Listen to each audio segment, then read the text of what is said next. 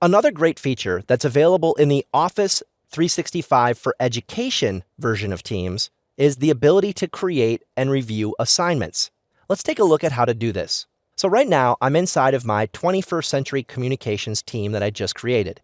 If I go to the General channel, you'll notice the tabs up at the top. We've talked about files, we've talked about class notebooks, but let's take a look at assignments. If I click here on assignments, you'll notice that any assignments I create will appear inside of here. I haven't yet created any though. So if I go up to the top, I can click on Create. And from here, I can create a new assignment or a new quiz. I'll click on New Assignment. Now, it assigns it to my 21st Century Communications team because that's the team I'm in.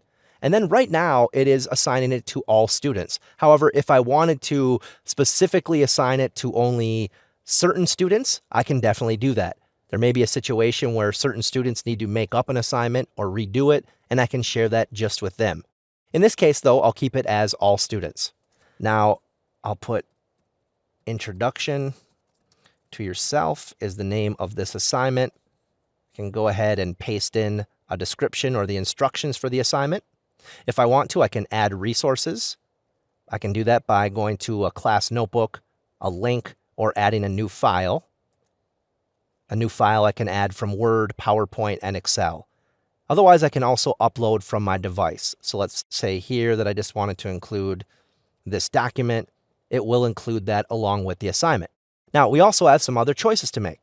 When is the due date? So in this case, let's say it's going to be due on Thursday, November 1st at 11:59 p.m.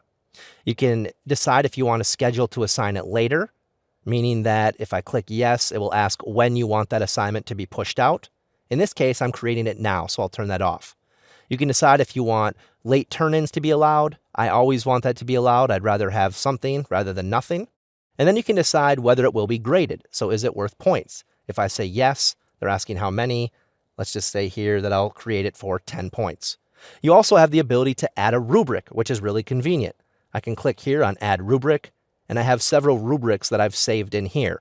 If you don't have rubrics, which you won't right away, you can go ahead and click on Plus New Rubric, and it walks you through how to create your own rubrics. So this can be an easy way to be able to grade things by attaching a rubric right to an assignment. Now, when I'm done, I can save that assignment, which you can now see appears here in my assignments. If I click on it, it pops back up, and I can choose if I want to go ahead and assign it. So if I clicked on the button here in the top right, it would assign that to my students.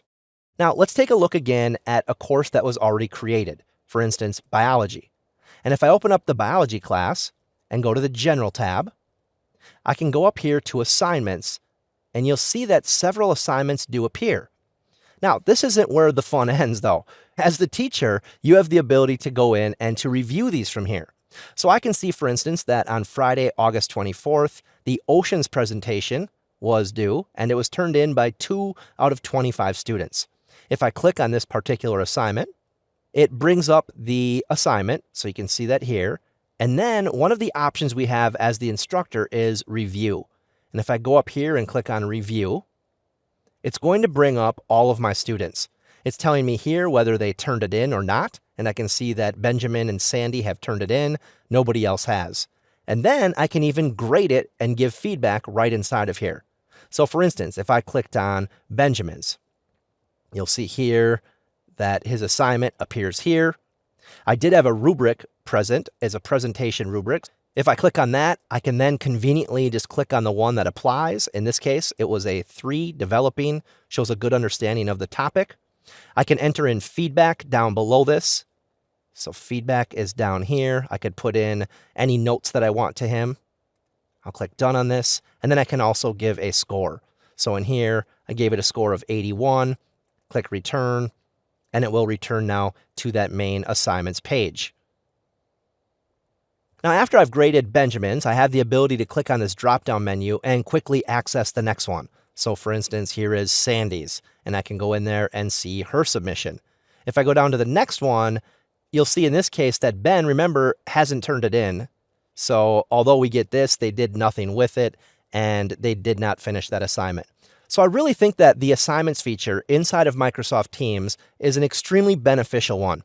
You have the ability to create assignments right inside of here, to store them on the platform where students can then access them and complete them. And then as the instructor, you have the ability to review them, to grade them, and to give student feedback. Take advantage of this feature.